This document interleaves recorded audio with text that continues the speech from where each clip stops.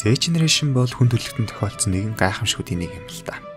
Cringe гэдэг энэ үгийг гаргаж ирсний ачаар сэргэм мандал ТV-с анх удаа дэлхийн техник зэрлэг бүдүүлэх хүмүүнээс дээд оюунд хүн рүү чиглүүлж бэлэг саруулын юм зөвлөж чадсан.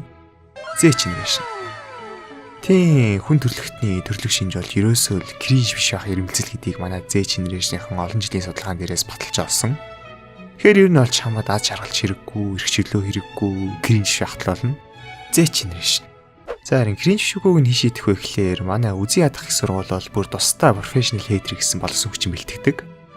Яг уу үеийн үед хейтерүүд байсан л да. Гэхдээ дээд гигийн Z generation-ийн энэхүү point үйл хэргийг сошиал медиагийн ачаар мэргэжлийн түвшинд хөгжүүлж чадсан юм. Z generation. Энэ хүмүүс бол нөмөргүй бааtruуд гэж хэлж олно л доо. Бид бүхний яаж амьсгалах, ямар хоббитэй байх, ямар үг ашиглах, ямар үс додолтой байхыг хүртэл зааж зөв зам руу чиглүүлж өгснөөр мохог нэгний хүртэл хүн нэгдлийн амьдралаа гоож соёнгийн эрэхтэн тусалдаг. Z generation. Нэрээ энэ Brera тусна болов. Гоо танах.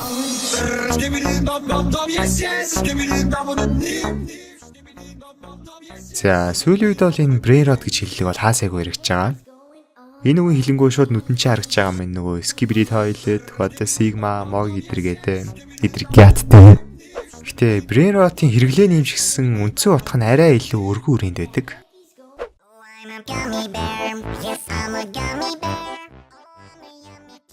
За бүр ихнээс нь яривал интернет үүснээс хойш контент гэдэг зүйл тэр чигээрээ видео хэлбэр рүү шилжээд юм уншдаг хүн хаварлсан.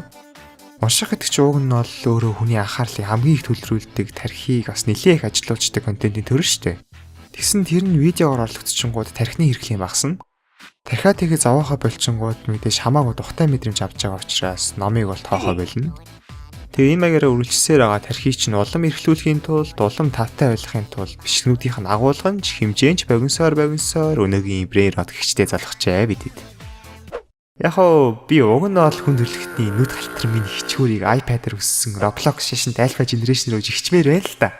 Гэхдээ яалтчгүй уу шогмондоо бол Brera-ийг Z generation өөрөө л хэлсэн юм байлаа шүү дээ. Яг го бид нэр ууг нь Alpha-гийнхны жоохон байгаа дээр нь пропагандагаа сайн хийгээд түүхий ууснаас өөрснийхөө энэхүү бузар булайг арчин бүх дайныг гинтэрхээ Skibidi Toilet руу чигчиж болох л байх л та. Гэтэ үнэхээр би бүх насаар юм guilt мэдэрч амьдч чадахгүй юм байна. Үнэн гэлчлэн. Тэгэхээр юм бичлэгээр Z generation-ээ сайхан снэчлэхээр шийдлээ.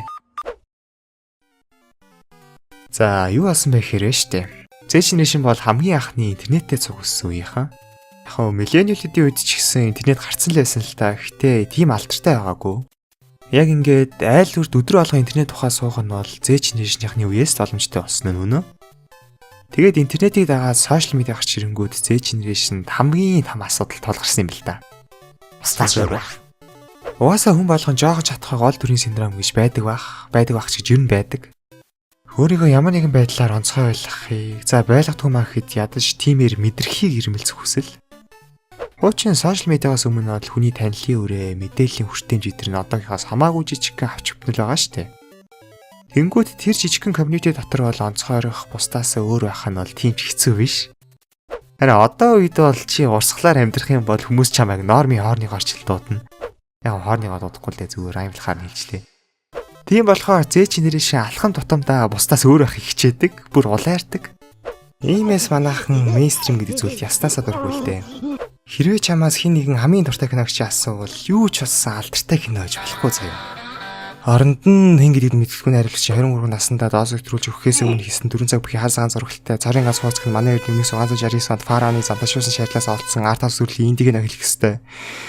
Тийм чиний сонсдог дууч өмсдөг стил тоглодог тоглоомж үздэг юм ч хүртэл үн хамаатай байна. Чи ганцхан л удаа таанд сонсож явах юм бол ганцхан л удаа жоохон бүүмш хөвцөлчих юм бол ганцхан л удаа имэйл тоглож явах юм бол ганцхан л удаа фэйсбүүкээр рийлэнд инээж аваад баригдах юм бол Норми. Үгүй би норми шиг зүгээр сансруул юм тохиолдож шүү дээ. Норми. Ийм NPC жижиг нүр гэж аалахгүй чам. Үгүй би дэг хүсч чаднаа нэрэн шүү. Би Монгол дуу сонсдог үний хараа Gorillaz, Playboy Carti. Та нар миний Instagram рилүүдийг ч харсан бол айгүй гоё dark age юм уу. Чимээгүй. Нормигоос юу сонсох хүсэл алга.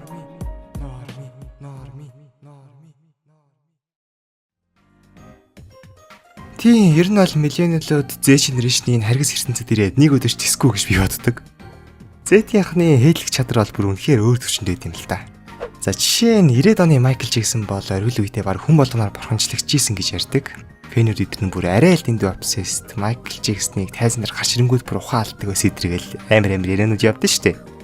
Яг уу Майкл Джексон бол яалтчгүй өөр төвчнэг гэдэг нь үнэн л дээ. Гэхдээ хэрвээ Джексон өнөө үед байсан бол лав одоогийнхоос хамаагүй олон хитертэй байсан гэдэгт итгэлтэй байна. За Джексон биш юм гэхэд фэнүүд нь бол баг шууд нөгөө одоогийн Army Swift сэдрийн араас л орох байсан баг. Шалтгаан нь миний бодлоор түрүүн хэлсэнчлэн тэр үед сошиал медиа авахгүй болохоор хүн болгоны харилцааны хүрээ дэндүү жижиг.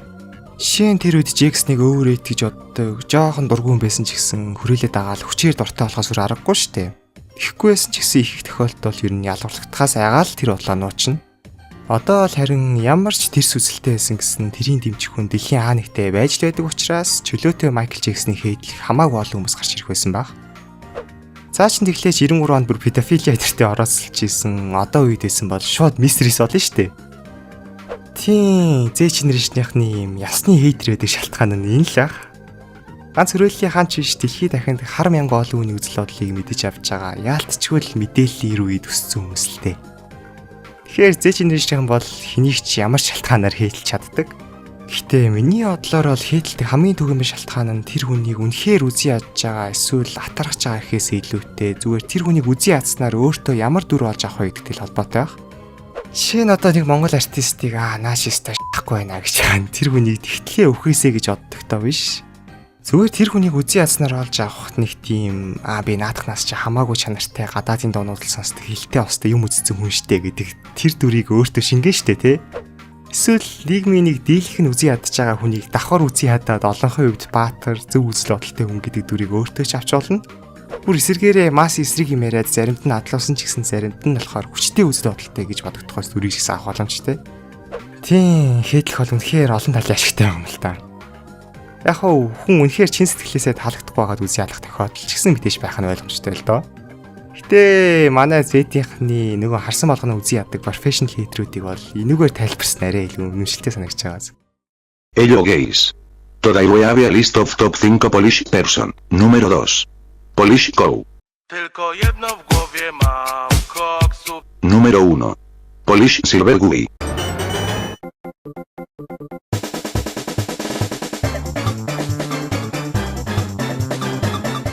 Тэгэд бас түрүү хэлсэн шиг humor-аараа хүртэл өөрийнхөө personality дүрийг тодорхойлох гэж оролдоно. Тийм, бас л онцгой байж шинэ юм гаргаж ирэхийн тулд дэлхийд нөгөө хуучин тогтсон байсан уламжлалт комеди рүү бол дандаа дунд хороо гаргаж ирсэн манай Z-ийнхэн. Сүүлд гэтэл хэдэн жил барууны улсуудаар нэлээд дэлгэрч байгаа саяхнаас Монголд ороод ирсэн байгаа absurd age humor хоёр бол байгаа шүү дээ, тэ. Age humor нь болохоор ойлгомжтой нөгөө хит sexist, хит racist, тийм нэг ямар нэг ёс суртахуун хил хязгаар гэдэгт баригдлахгүй анх харж байгаа хүнийг бол шууд шоконд оруулах байсан нэлийн offensive humor. Харин absurd humor бол яг өнөөгийн brain rot-ийн эхлэл суурь болсон зүйл гэж би боддог байхгүй юу? Тийм ямар ч утгагүй шахуу хитрхи weird тэтгээд элементүүдээс бүрддэг мим янз бүрийн алиад оруулалтай таамаглахад хэцүү нэг тийм рандом бичлэгнүүтэй. Ийм хачин хьюмор бий болсон шалтгаан нь нэг түрүүн хэлсэнчлэн Z generation-ийнхны өрмөц бөгөөд либерал ахыг хүсэх ирмэлцэл. Хоёрт болохоор би нөгөө сүүлийн үед оршихуй юм л гэж зүйл ирчээ аваад nihilism, absurdism гэдэр ноёлоод ирсэнтэй холбоотой гэж боддог. Яг 20 дугаар зуунд ч нөгөө их төсөлтийн онол танилцуулагдаад ертөнцийн төсөөллийн аргагүй нүсэр гэдгийг ойлгохын зэрэгцээ философийн ч гэсэн амьдрал утгагүй мэн гэдэг үлэн зөвшөөрөл. Стил нөгөө нийсчийн хилдэг лас мэнүүд бол баг багаар ихсээр агаад яг Z generation-ийн үед оргил үе дээр ирчлээ гэж би хувьдаа дүгнсэн. Тийм тэгэхээр амьдрал утгагүй байхад мим шигсэн утгаар яад юм те. Тэгээд ингээд харангууд угаасаа brain rot-ыг тархины ялцал гэсэн үндсэн утгаар нь авсан ч сошиал медиагаар өссөн анхны үеийг болгох Z generation буруутай. Skibidi Toilet Meet-ийн absurd content гэдэг утгаар нь авсан ч гэсэн үндэслэгч нь бас л манайхан байгаад байгаа юм л та. Зүгээр энэ brain rot гэдэг хиллэг нь альфа generation-ийн үед модонд орсон болохоос ер нь бол Skibidi Toilet-ийн channel дээр нь ороод үзэнгүүт хамгийн анхны бичлэгнүүд дунд нь манай нөгөө Z generation-ийн brain rot гэж яригддаг Uganda Nax гэдэр явж байгаа байхгүй юу?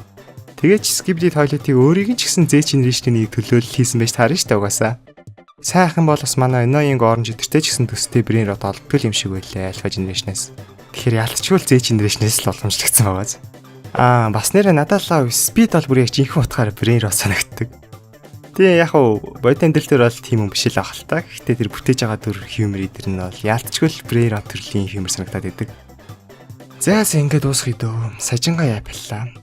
Бүгдийн базаад хэлэх юм бол интернет ялангуяа сошиал медиа гарч ирснээс хойш хүний тархины допаминд өөрчлөлт ороод Brain Rot нэрвдэж эхэлсэн. Тэрний хамгийн том хоригч нь Z generation. Тэгэд хэдийгээр анхаарал төвлөрөх суух чадвар борсон шишин Z generation-ийн хувьд бол интернеттэй цуг өссөд маш олон төрлийн мэдээллээр нүдэн нээгдсэн. Тийм ч болохоор олон төрлийн үзэл бодлын илүү олон төрлийн зан иршин дөрүүд гарч ирж байгаа. Тэгэд олон төрлийн хүмүүс байгаа учраас мэдээж олон төрлийн хейтрүүд гарч ирнэ, олон төрлийн хьюморч бас гарч ирнэ. Тэдний нэг нь оршихуй юмралтай холбоотой байж болох уу? Сутга учиргүй мем бишнүүд буюу absurd humor, мэдээж тэр absurd humor-оос гарч ирсэн нь Brain Rot бишнүүд, Brain Rot хэллэгнүүд, ухаад үзэнгүүд эцээцтэй бидний л бүтээсэн зүйл. Тэгээд айлва generation болохоор энэ хим маягийг зүгээр өвлжил авсан гэж бодож байна. За нэг юм хүү. Тэгээд би нэг юм миний бичлэгийг үзэх дуртай Sigma Alpha-нууд намайг subscribe хийгээрэй. Дараагийн бичлэгийн улам чанар максдуулах болно гэсэн скрипт бичсэн байна л да. Миний хейтрүүдийн зөв байж би өөхөх ёстой юм байна. Энийг уншаад хэтэрхий хэрэмжснээс болоод групп хийсэн шараад хийх зэрэг гочлаа баяртай.